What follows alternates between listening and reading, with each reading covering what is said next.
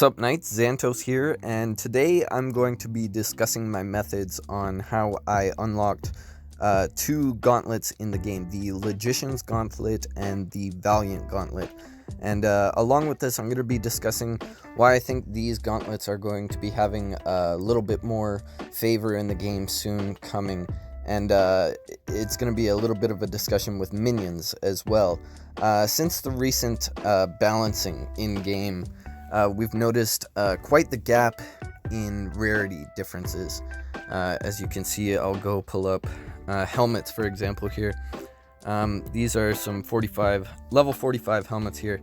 A blue level 45 has 4,900 armor now at max.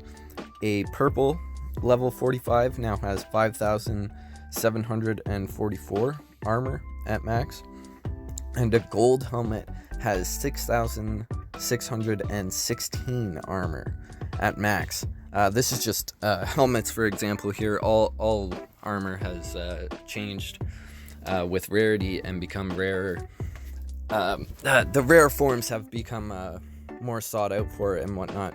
But yeah, because of that, your gauntlets have also changed. And the go-to champions gauntlet that a lot of people use, I think, is going to have a bit of a meta switch happening very soon. Obviously, the Maverick Gauntlet is your go-to gauntlet. It's an amazing gauntlet. But the Valiant Gauntlet and the Logician's Gauntlet that I have just unlocked also give you the availability at minions. The Trollkin Flameslinger and the Trollkin Stone Smasher with the Valiant Gauntlet. And then on the Logician's Gauntlet, you will have the availability to get the Root Clobberer and the Root Mender. Now, I think with the changes in gear and rarity and whatnot, that a minion switch is going to be coming soon. And you can see it here. I'll use just an example here. Where's my boy? There he is.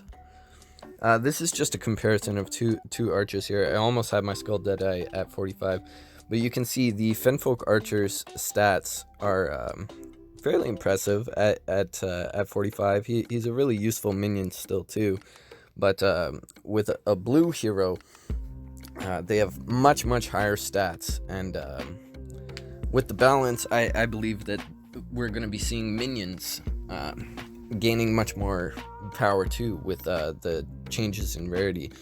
So with that, you're going to need different gauntlets to hunt for minion food for those boosts and whatnot.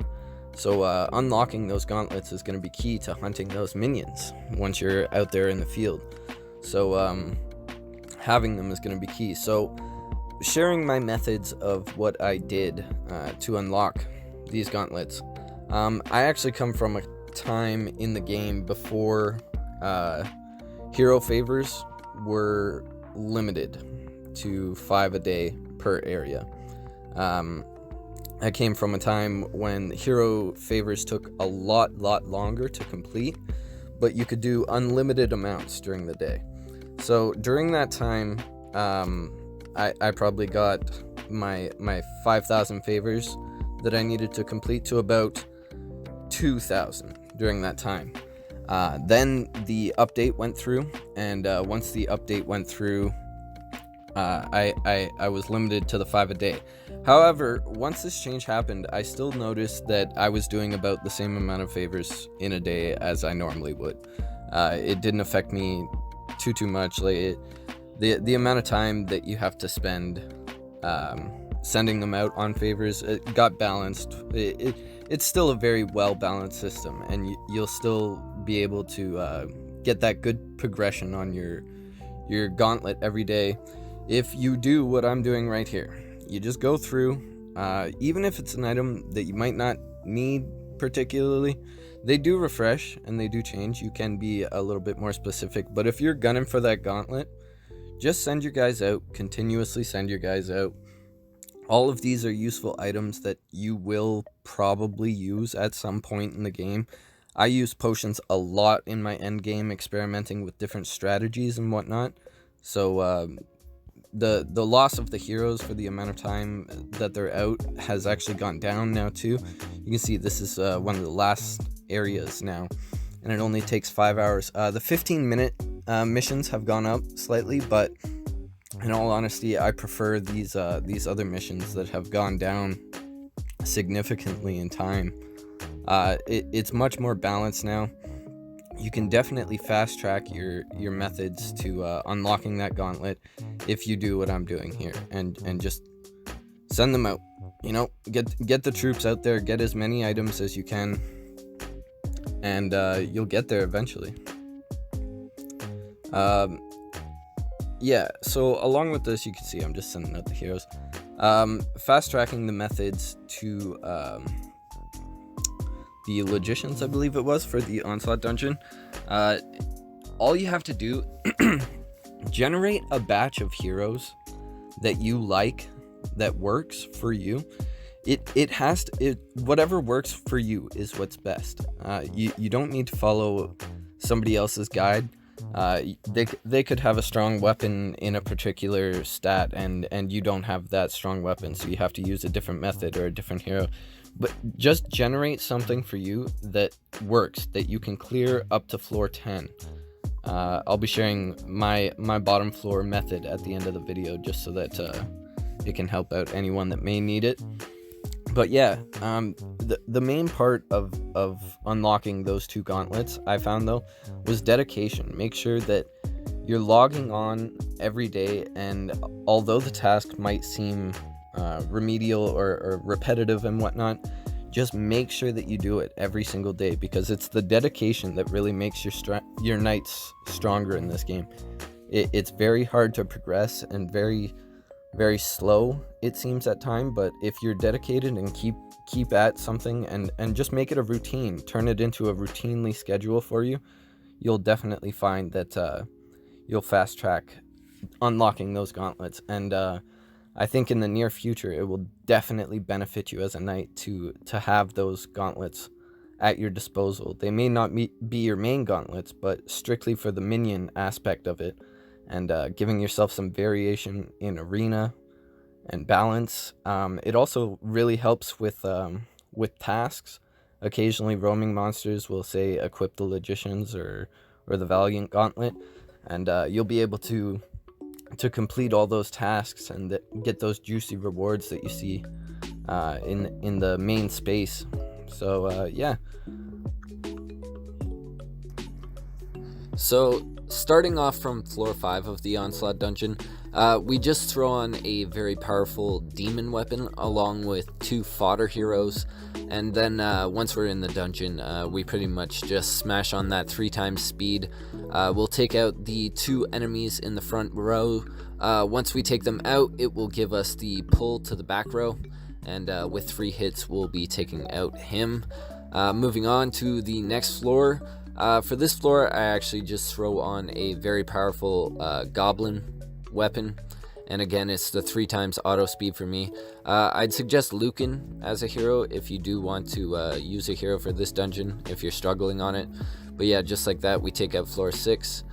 Floor 7 is where things get a little bit more interesting.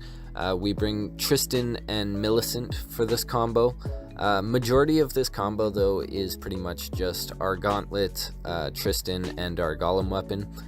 So we'll start punching just to build our rage meter. Throw one over to the other enemy with golem weapon. As you can see, we've lowered both of their health to a point where I believe level 45 Tristan's rage power would be able to take them out in 1 hit. So we just bounce over to this guy here too. We're going to lower him a little bit, throw a little bit of damage this way, and next turn we'll be able to drop the rage right at the beginning, taking out all four golems and pulling the big boy in the back row. So here we go with Tristan's rage power. Takes out all 4 enemies, and this gives us the pull that we need. Once we have the pull, we pretty much just focus the enemy in the back row and continue attacking till his health's gone. We don't really have to worry about the minions because they're not going to take us out by the time we take him out. Shouldn't be a problem. Next turn we should be able to get our last hit in here and just clear things up. Boom. And just like that, that's floor 7. Moving on, we are at floor 8 now. I bring Aaron and Garen for this, because the Milita enemies are weak to the acid. However, my sword is fairly powerful at the moment, and with the boost from the Maverick Gauntlet, I occasionally just smash on him with my sword, inflict some poison, and then with my diamond charms in it, I have 180% boost ultimate attack damage. As you can see here, it gets properly executed. You can see that big 10,000 at the end because he's poisoned. Minions don't really matter, they're not going to take me out in that time. Armor stats high enough. Believe with 4 more hits here we take him out. Yeah, just like that. That is floor 8. Moving on to floor 9, we bring Vordry along with Balbrith.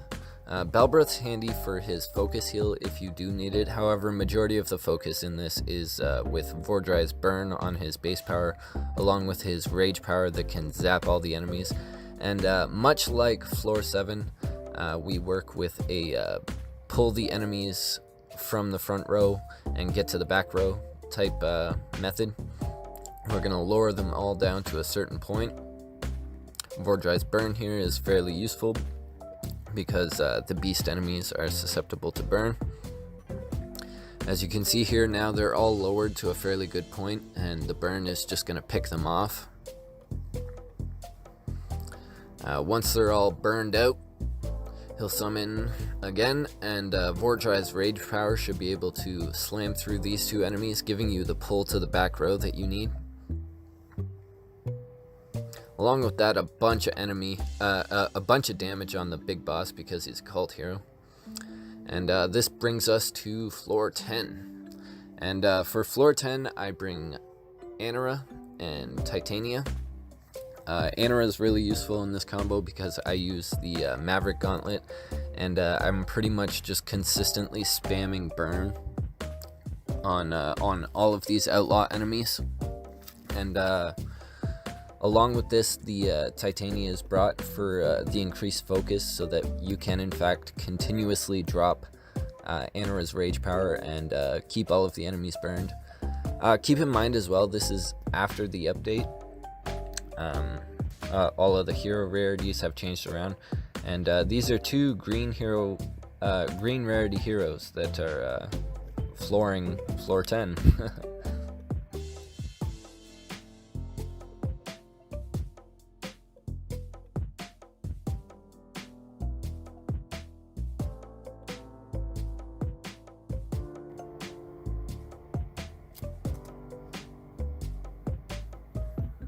Now these front row enemies are very low at this point. The back row have been refreshed again, but again, it's no worry.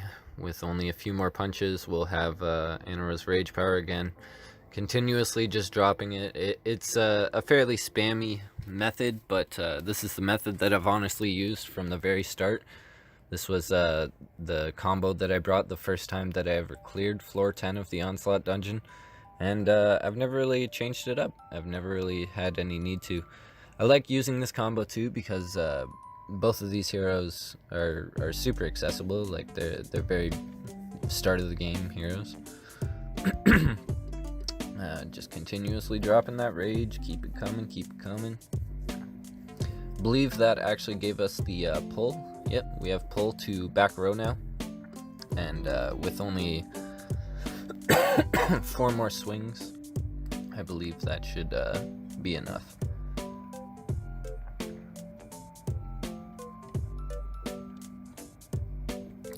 Oh, gonna have to get a couple more swings in.